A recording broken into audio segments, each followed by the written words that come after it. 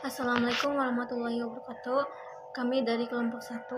Di sini ada saya Syifa Nurhidayah, ada juga Nurul Lutfiatunisa, Lilis Fitrianingsih, Eda Sukanda, dan Melani Putri. Alasan menggunakan istilah perkembangan. Penggunaan istilah perkembangan dalam bimbingan dan konseling didasarkan kepada beberapa alasan. Seperti 1, perkembangan manusia merupakan proses kehidupan psikologis sosial dan moral spiritual dari sejak lahir sampai mati. 2, perkembangan melibatkan interaksi antar faktor genetik atau pembawaan dengan lingkungan di mana manusia hidup berkembang. 3, perkembangan manusia merupakan perjalanan hidup dari mulai lahir sampai mati, di mana terjadi proses perubahan kepribadian. 4, perkembangan untuk menggambarkan perubahan yang teratur. Dan yang terakhir, lembaga-lembaga sosial dan dimensi kebudayaan mempengaruhi proses di tahapan kehidupan individu. Teori perkembangan sebagai dasar pengembangan program bimbingan dan konseling. Sejak tahun 1960, minat untuk melakukan penelitian tentang perkembangan anak semakin meningkat. Spesialis yang telah memperhatikan perkembangan anak. Mereka menekankan bahwa perkembangan diri anak mempengaruhi oleh faktor genetik dan lingkungan. Mereka juga berpendapat bahwa pencapaian tugas-tugas pembangunan pada tahap pengembangan dipengaruhi oleh keberhasilan tugas-tugas pembangunan pada tahap awal. Individu yang tidak menyelesaikan suatu tugas perkembangan akan mengalami kesulitan dalam menyelesaikan tugas perkembangan selanjutnya. Diskusi berikut memperkenalkan perspektif yang berbeda dari pengembangan kepemimpinan individu yang berkaitan dengan ilmu konseling. Kontribusi Sigmund Freud terhadap konseling. Perkembangan individu mungkin tidak ada konselor namun dasar yang mengaku sebagai Freud, namun teori Freud tidak dapat diabaikan dalam konseling teori pembentukan kepribadian. Menurutnya, tahun pertama kehidupan adalah kunci penting untuk pertumbuhan pribadi. Dia percaya pada unsur kepribadian selama 5 tahun. Freud percaya bahwa Bufdian dapat berevolusi pada usia 5 tahun. Implikasi terhadap konseling. Sigmund Freud paling dikenal sebagai pelopor dalam teori pengembangan komprehensif psikoterapi. Teori Freud jarang diterapkan pada anak-anak dalam praktiknya, tetapi konselor menerima gagasan motivasi bahwa sadar untuk beberapa perilaku sebagai konsep yang berkontribusi signifikan terhadap keterampilan berpikir kreatif. Misalnya, gagasan Freud tentang bagaimana motivasi dapat memotivasi perilaku memelopori beberapa gagasan modern tentang fungsi manusia. Teori Freud memberikan konselor pemahaman yang lebih baik tentang pertahanan ego seperti penindasan proyek, gerakan negasi, sublimasi, regresi, rasionalisasi, dan pembentukan reaksi. Teori Freud dapat membimbing konselor dalam praktik konseling di sekolah modern. Mereka sering menggunakan konsep Freud dalam konseling individu dan kelompok untuk anak-anak. Baik, selanjutnya mengenai kontribusi Erikson terhadap konseling. Nah, pada kontribusi kali ini, Erikson lebih memfokuskan dirinya untuk menggunakan pendekatan psikoseksual dan juga psikososial. Karena apa Erikson mengambil pendekatan ini? Karena dengan mengambil pendekatan ini, Erikson lebih percaya bahwa dengan menggunakan pendekatan ini, Erikson akan mengetahui komponen perkembangan manusia yang sesungguhnya. Lalu implikasinya apa? Implikasinya yaitu dengan menggunakan pendekatan ini, maka si konselor ini akan mendapatkan pandangan yang lebih luas dan pandangan yang positif terhadap si individu tersebut. Untuk selanjutnya yaitu mengenai kontribusi Piaget terhadap konseling. Nah, pada kontribusi di sini Piaget lebih memfokuskan dirinya untuk menggunakan pendekatan kognitif. Karena apa? Karena masih sama seperti tadi. Jadi dengan menggunakan pendekatan kognitif ini, maka maka akan lebih mengetahui apa? Mengetahui proses dan juga struktur perkembangan si manusia seperti itu. Lalu implikasinya apa? Implikasinya dari teori Piaget ini, jadi si konselor ini agar dapat dengan mudah untuk membimbing dan memantau nilai aspek intelektual dan perilaku individu atau klien mereka seperti itu. Selanjutnya, 4. Kontribusi humanistik terhadap konseling. Psikologi manusia percaya bahwa esensi perkembangan individu mendorong individu untuk memaksimalkan potensinya. Abraham Maslow dan Carl Rogers telah menghabiskan waktu mengembangkan perspektif manusia secara umum sehingga pekerja yang peduli dengan kesehatan mental dapat menerimanya. Konsep dan teori mereka telah menciptakan legitimasi.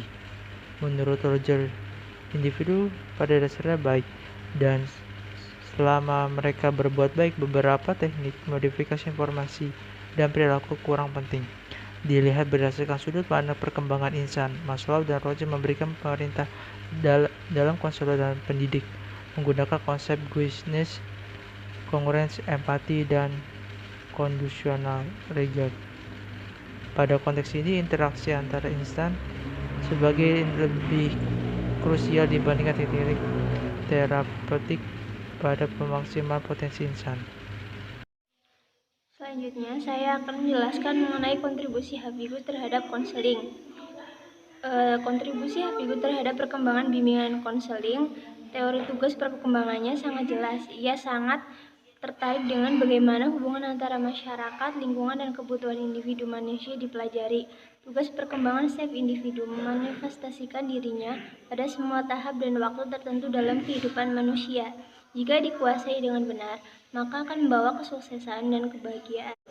Tugas perkembangan tersebut meliputi pengetahuan, keterampilan, sikap, dan pengetahuan pribadi, keterampilan dan sikap individu yang melakukan tugas perkembangan tertentu dalam kehidupan magis sehingga dapat berfungsi secara efektif sebagai individu dewasa yang belum siap untuk tugas perkembangan selanjutnya.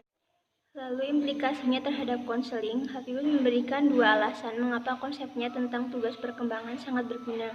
Pertama, konsep tugas perkembangan sangat membantu dalam mencapai tujuan-tujuan pendidikan melalui bimbingan dan konseling dan pelatihan keterampilan hidup di sekolah. Kedua, membantu menentukan waktu yang tepat dalam upaya-upaya pendidikan. Lebih jelasnya lagi, sekolah akan dapat memahami kebutuhan-kebutuhan semua peserta didiknya setiap fase atau tahap tertentu. Apakah konselor dapat membantu seluruh peserta didik secara komprehensif? Para konselor harus mengukurnya dari standarisasi yang mengacu pada konsep tugas perkembangan. Konsep Hafigus ini membantu konselor mengakomodasi beberapa standar yang dapat digunakan untuk mengevaluasi seluruh program bimbingan dan konseling di sekolah. Jurnal pertama, landasan teori bimbingan dan konseling perkembangan. Konseling perkembangan tidak hanya bertujuan untuk individu lebih mandiri tentang perasaan yang dihadapi, tetapi juga bertujuan membangun kehidupan jaringan sosial secara tepat baik dirinya maupun dengan orang lain agar dapat berkembang. Asumsi dasar dan tesis tersebut adalah bahwa kepribadian manusia dapat berkembang secara optimal jika interaksi antara individu dengan lingkungan berjalan dengan baik. Aspek kultural dan sosial memberi kekuatan dan perkembangan individu. Tujuan konseling perkembangan adalah memaksimalkan kebebasan konseli dengan menambahkan aspek here and now dan mengembangkan struktur kognitif dan pengalaman hidupnya. Konsep ini akan membantu individu menjadi lebih sadar secara utuh bagaimana mereka merespon lingkungannya. Dalam proses konseling, konselor berhak untuk mengintervensi perilaku konseli untuk membantu memfasilitasi konseli menuju arah bagaimana seharusnya, bahwa masalah dan sistem ini sebagai kondisi objektif konseli mengharuskan konselor untuk menerima. Namun dengan berjalannya proses konseling, seorang konselor tidak dapat membiarkan konseli berada dalam kondisi tersebut. Namun, tindakan yang dapat diterima oleh konseli harus menunjukkan profesional konduk yang merupakan perilaku standarnya seharusnya ditampilkan oleh seorang konselor. 2. Jurnal kedua, landasan teori bimbingan dan konseling perkembangan. Bimbingan konseling merupakan upaya penyembuhan antara dua orang atau lebih dengan berbasis asas yang di dalamnya untuk dapat menemukan penyelesaian atau tujuannya. Landasan merupakan sebuah pegangan untuk sebuah teori bimbingan dan konseling. Perkembangan merupakan di mana terjadi perubahan dari kecil hingga besar atau dari anak-anak hingga dewasa. Bimbingan konseling perkembangan berfungsi sebagai pencegahan, pendidikan, dan perkembangan. Konsep bimbingan konseling mengandung implikasi bahwa target dan proses layanan tidak mengagetkan cuma satu individu saja, melainkan semua individu yang dapat berada di berbagai kehidupan masyarakat. Perbedaan BKI konvensional dan BKI perkembangan terdapat pada layanan dan prinsip yang mengembangkan secara menyeluruh kolektif dalam tujuannya, mengembangkan dan mendorong individu mempunyai keunikan dan cenderung berkembang. 3. Jurnal ketiga teori bimbingan konseling perkembangan. Menurut Arhman 2011, perkembangan adalah dasar layanan bimbingan konseling. Proses perkembangan adalah proses lanjutan. Tahapan perkembangan sebelumnya akan berkembang menjadi individu yang lebih matang dan mandiri. Menurut teori nativisme, teori yang berorientasi pada biologi, aliran berasal dari kata natus atau lahir, navitis yang berpahlawan, yang ajarannya memandang manusia yang sejak lahir akan dikaruniakan potensi dalam dirinya. Dari potensi sudah ada di dalam manusia sejak manusia lahir ke dunia. Pada aliran nativisme ini memandang bahwa potensi anak terletak pada diri anak sendiri. Kemudian ada teori empirisme. Teori aliran empirisme bertentangan dengan paham aliran nativisme. Empirisme atau empiri ada pengalaman, tidak mengakui adanya pembawaan atau potensi dari bawaan lahir. Jadi, anak yang ketika lahir ke dunia itu tidak membawa apa-apa, maka pada aliran ini bahwa perkembangan manusia terjadi tidak ada faktor luar atau lingkungan sosial yang hadir kepada si anak dalam kehidupannya. Bismillahirrahmanirrahim. Saya Lilis Fitrianingsih. Di sini saya akan melanjutkan pembahasan dari jurnal ketiga yang sebelumnya sudah dibahas oleh saudara Edo. Nah, di dalam jurnal ketiga terdapat 4 teori perkembangan. 2 teori perkembangan sebelumnya sudah dibahas oleh saudara Edo dan 2 teori perkembangan lainnya akan dibahas oleh saya. Nah, teori yang saya akan bahas yaitu teori konvergensi dan teori interaksionisme. Nah, dalam teori konvergensi memiliki perbedaan dengan teori lainnya, di mana teori konvergensi ini memiliki pandangan perkembangan individu yang berasal dari dirinya sendiri dan dari lingkungannya. Nah, dan keduanya sangat berperan penting untuk perkembangan anak sampai dewasa. Dan yang terakhir yaitu teori interaksionisme. Dalam teori interaksionisme ini dapat memunculkan teori yang terkenal yaitu teori Piaget. Nah, apa sih pengertian dari interaksionisme itu sendiri? Pengertian dari interaksionisme itu sendiri yang berasal dari ilmu sosiologi yang membahas tentang bagaimana cara seorang individu dapat berperilaku dan membuat keputusan berdasarkan di lingkungannya. Nah, tadi teori yang terkenal yaitu teori Piaget. Nah, teori Piaget itu memiliki 4 tahapan perkembangan. Nah, yang pertama yaitu masa bayi atau masa sensomotorik, di mana teori ini membahas tentang perkembangan yang dapat diperoleh oleh indera yang dimiliki oleh bayi dan pergerakan bayi. Dan yang kedua yaitu masa anak-anak. Masa anak-anak awal atau tingkat praoperasional. Pada periode ini, anak harus sudah berani dalam mengambil keputusan atau tindakan yang dipilihnya untuk kehidupan sehari-harinya. Dan yang ketiga yaitu tingkat operasional konkret, di mana pada tahapan ini anak harus bisa berpikir secara logis. Nah, dan yang terakhir yaitu tingkat operasional formal. Nah, pada periode ini pemikiran terdahulu harus terus menguat. Nah, operasional formal mencakup apa yang kita kenal dan atas alasan ilmiahnya. Nah, saya juga akan berlanjut ke pembahasan jurnal keempat dalam teori bimbingan dan konseling perkembangan. Dalam jurnal keempat ini, Meirik berpendapat bahwa bimbingan dan konseling perkembangan dapat mengandaikan bahwa orang secara lahiriahnya dapat menggerakkan kepribadiannya secara bergantian dan positif ke arah pengembangan dirinya sendiri, dan itu juga dapat menyadarkan kita bahwa kita memiliki kekuatan untuk memberikan kepercayaan kepada diri kita bahwa diri kita itu istimewa.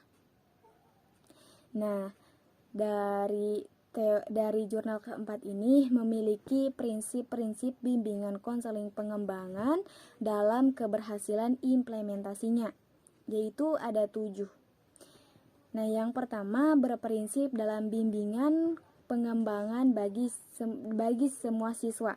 Dan yang kedua berprinsip dalam bimbingan pengembangan yang dimiliki suatu kurikulum yang terorganisasi dan terencana. Dan yang ketiga, berprinsip dalam bimbingan pengembangan merupakan bentuk yang berurutan dan fleksibel. Dan yang keempat, yaitu berprinsip dalam bimbingan perkembangan yang merupakan bagian terinteragensi dari proses pendidikan secara keseluruhannya. Dan yang kelima, berprinsip bimbingan perkembangan dapat melibatkan semua personil sekolah.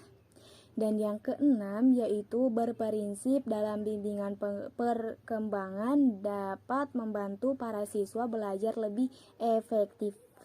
Dan yang terakhir atau yang ketujuh, berprinsip dalam bimbingan pengembangan dapat melibatkan para konselor yang menyediakan layanan konseling dasar pendekatan dalam bimbingan konseling. Nah, di sini juga saya akan memaparkan tentang perbandingan dari isi chapter dan keempat jurnal yang sudah kami bahas. Nah, dari keempat jurnal tersebut memiliki penyajian materi secara tersusun, terstruktur, dan sistematis yang baik. Namun, dari keempat jurnal tersebut tidak selengkap dibandingkan dengan isi chapter. Terima kasih.